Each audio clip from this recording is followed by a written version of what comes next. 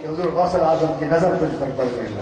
اب جو کہہ رہا ہے اس کہنے کی یاد اللہ نبھاتا ہے، کیونکہ اللہ رب العزت نے خود فرمایا ہے کہ میں نے اپنی بارگاہ سے رحمت اور علم دے کر اسے اپنا انعام یافتہ بندہ بنا دیا ہے. اب اسی کے راستے پر چلنا ہے تم نے، تاکہ تم اپنی منزل کو پالو. حضور غوث اعظم رضی اللہ تعالیٰ عنہ کے عشق میں کھو کر پھر اپنے آپ کو عشق مصطفیٰ میں فنا کرو صلی اللہ علیہ وسلم. عشق مصطفیٰ میں جن لوگوں نے اپنے آپ کو فنا کیا دنیا ان کا ذکر کرتی ہے.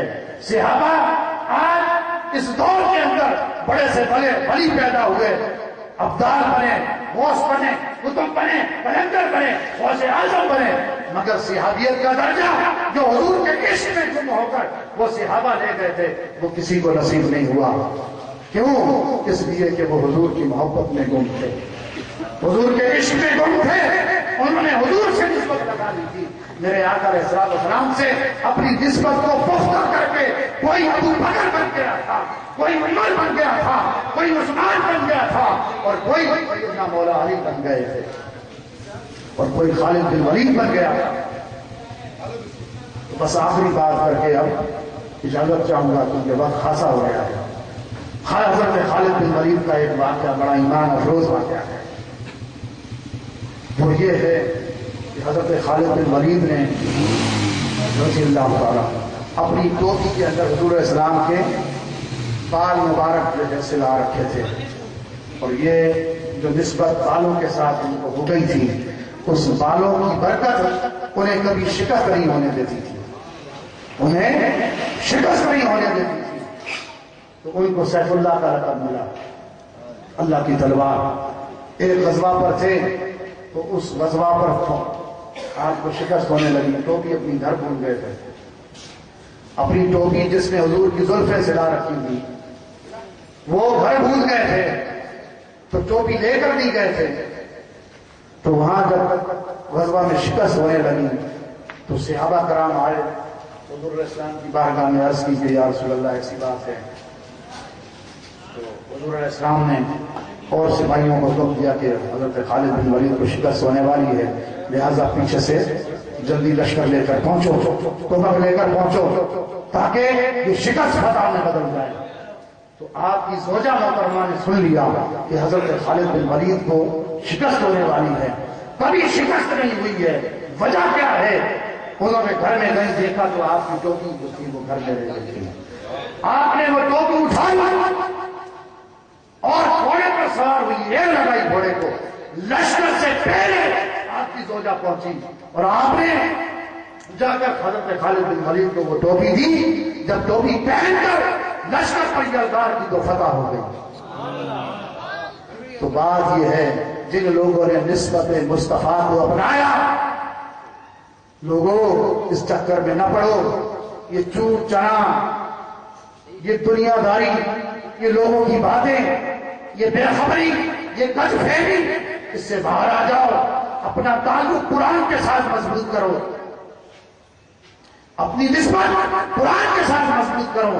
اگر قرآن سے تم نے نسبت مضبوط کر لی تو پھر دنیا کی کوئی بھی طاقت تمہارے عقیدے کو، تمہارے ایمان کو متزلزل نہ کر سکے گی. اس لیے کہ قرآن میں وہ حقیقت ہے، یہ اللہ کا کلام ہے. اس کلام کو کوئی نہ بدل سکا نہ بدل سکے گا. اس میں جو نسبتیں اللہ نے بیان کر دی ہیں وہی حقیقت ہیں. لوگوں قرآن کے اندر اپنے آپ کو گم کیا کرو، قرآن کو محبت سے دگا کرو، قرآن سے محبت کیا کرو، قرآن سے باتیں کیا کرو. اللہ کی باتیں قرآن کے اندر ہیں. اللہ کی عزت کی قسم تم قرآن سے باتیں کرو گے، قرآن تمہیں خدا سے باتیں کروا دے گا. ڈوبو قرآن کے سمندر میں. اور رب کی توحید، یہ لطیف بات آپ کو بتاتا ہوں، رب کی توحید یہ تحریک منہاج القرآن کا پیغام ہے. تحریک منہاج القرآن پوری دنیا کے اندر عشق مصطفیٰ کے نغمے آلات رہی ہے اور اولیاء کی کرامات کے ڈنکے بجاتی پھر رہی ہے. اس پرفتن دور کے اندر تحریک منہاج القرآن جو عقیدے پر یلغار تھی اس یلغار کو ختم کر رہی ہے. لہذا تحریک منہاج القرآن کا یہ پیغام ہے کہ ڈوبو قرآن کے سمندر میں رب کی توحید ایک سمندر ہے. اگر یہ سمندر بنجر زمینوں کو سیراب کرنے نکل پڑے تو کوئی زمین آباد ہوگی؟ نہیں جی نہیں آپ سے سوال کرتا ہوں, زمینیں آباد ہوگی؟ نہیں ہوگی. کیوں؟ سمندر ساری دنیا بہا کر لے جائے گا. لہذا اب اللہ نے چاہا کہ یہ بنجر زمینیں یہ آباد ہوں تو اللہ نے بادل بنائے, سمندر سے بادل بنائے, اور وہ بادل بارش برساتے ہیں تو یہ زمینیں آباد ہوتی ہیں. رب کی توحید ایک سمندر ہے. کوئی چاہے کہ میں اس سمندر میں غوطہ ہو جاؤں, ارے رب کی توحید اگر فقط ایک قطرہ بھی اس روح زمین پر پڑ جائے تو یہ ساری کائنات بسر ہو جائے, جل میں راکھ ہو جائے. کون ہے جو رب کی توحید کو برداشت کر سکے گا؟ ارے موسیٰ علیہ السلام نے عرض کی تھی, رب ارنی انظر الیک, میرے رب اپنا آپ دکھا, میں تجھے دیکھنا چاہتا ہوں, میں تیرے جلوہ حسن کا نظارہ کرنا چاہتا ہوں. اللہ نے فرمایا قال لن ترانی, تم مجھے نہیں دیکھ سکتے. یہ نہیں فرمایا کہ مجھے دیکھا نہیں جا سکتا, فرمایا تمہارے لیے یہ کام ناممکن ہے, تم مجھے نہیں دیکھ سکتے. ارے موسیٰ علیہ السلام اللہ کے پیغمبر ہیں, دیکھنا چاہتے ہیں. فرمایا موسیٰ علیہ السلام تم مجھے نہیں دیکھ سکتے, اگر دیکھنا چاہتے ہو تو پھر ایک رات ایسی آئے گی کہ میرا محبوب مجھ سے ملنے آئے گا, ساتویں آسمان پر کھڑے ہو جانا, جس نے اسے دیکھ لیا اس نے مجھے دیکھ لیا. اگر تم مجھے دیکھنا چاہتے ہو تو پھر میرے مصطفیٰ کو دیکھ لو, تمہاری پیاس بچ جائے گی. پھر وہ رات آئی, موسیٰ علیہ السلام ساتویں آسمان پر پہنچ گئے, اور آ کر السلام جب اس بارگاہ میں سدرۃ المنتہا سے آگے نکلے تو اللہ تعالیٰ نے فرمایا ثم دنا, پھر وہ قریب ہوا, فتدلی, پھر وہ قریب ہوا. دونوں ایک دوسرے کے اتنے قریب ہوئے کہ درمیان میں 2 کمانوں کا فاصلہ رہ گیا. پھر فرمایا او ادنا, اور اس سے بھی کم. اب جب دنا کیا تو آوال مصطفیٰ پر آوال الہیہ کے رنگ چڑھائے. تدلی کیا تو پھر اخلاق مصطفیٰ پر اخلاق الہیہ کے رنگ چڑھائے. اور فکانہ کعبہ قوسین کیا تو پھر صفات مصطفیٰ پر صفات الہیہ کا رنگ چڑھایا. اور جب او ادنا کیا تو ذات مصطفیٰ پر ذات خدا کا رنگ چڑھا دیا.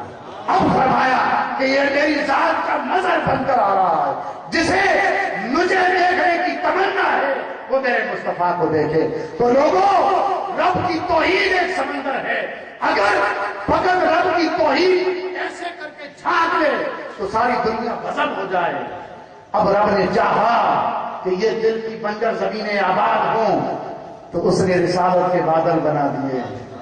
اپنی توحید کے سمندر سے رسالت کے بادل بنائے اور کہا کہ یہ تمہاری دل کی بنجر زمینوں پر رسالت کے بادل برسیں گے تو پھر ویرا زمینیں آباد ہو جائیں گی, پھر ایمان کی فصلیں پھوٹیں گی, ایمان کو تقویت ملے گی. لوگوں, طریقے میں ڈھائی قرآن کا پیغام یہ ہے کہ اگر آپ اس پرفتن دور کے اندر اپنی دنیا بدلنا چاہتے ہو تو آؤ عشق مصطفیٰ کی طرف, آؤ نسبت اولیاء کی طرف, اور پھر ان سے نسبت لگا کر اپنی دنیاوی زندگی کو بھی بدل لو اور اپنے اندر کی دنیا کو بھی بدل لو. اللہ تعالیٰ ہم سب پر لطف و کرم فرمائے, ہمیں نسبت اولیاء نصیب فرمائے اور نسبت مصطفیٰ کے ذریعے ہمیں اپنی منزل اللہ رب العزت عطا فرمائے. میں بار دیگر پھر بزم عرفان مصطفیٰ صلی اللہ علیہ وسلم کو مبارکباد پیش کرتا ہوں جنہوں نے اس خوبصورت محفل کا انعقاد کیا. اللہ تعالیٰ ہم سب کے درجات بلند فرمائے. وما علینا الا البلاغ.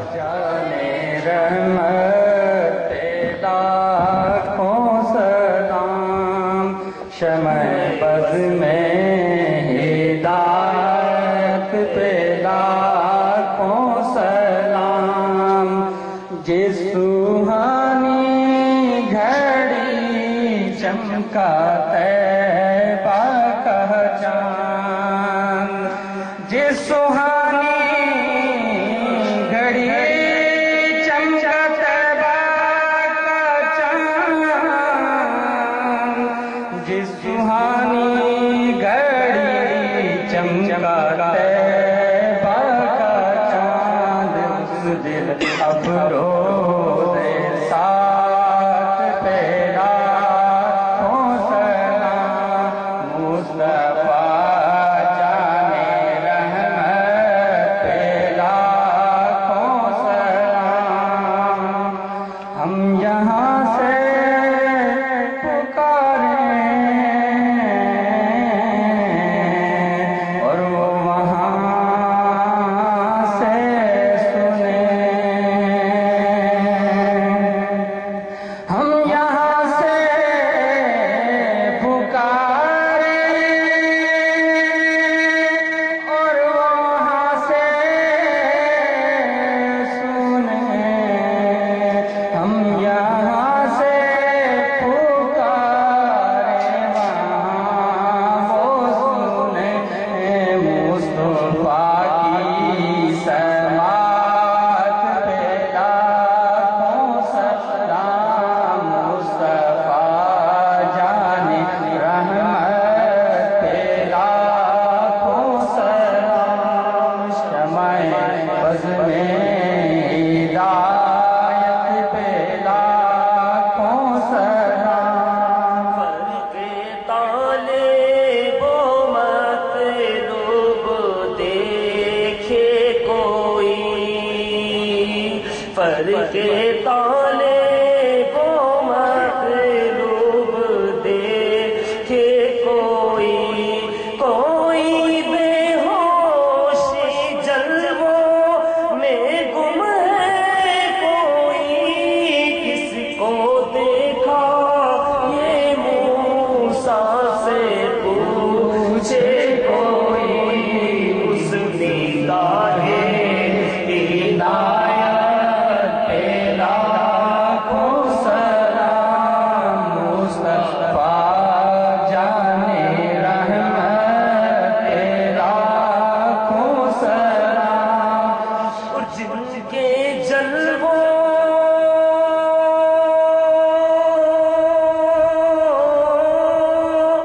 جن کے جلووں میں مولا کا جلوہ ملا جن کے جلووں میں مولا کا جلوہ ملا اس خدا باتی صورت پیدا ہوں سلام مصطفیٰ جانے رحمت پیدا ہوں سلام یا رسول اللہ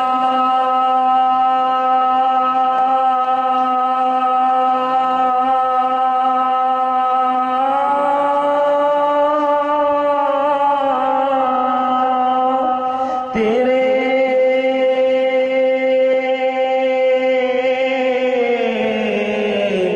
در کی فضاؤں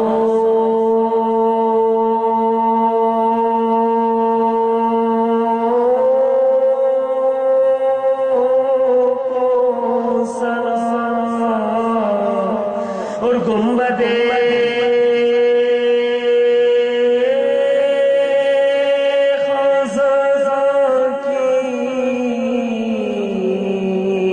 ٹھنڈی ٹھنڈی چھاؤں کو سلام اور والے حالات جو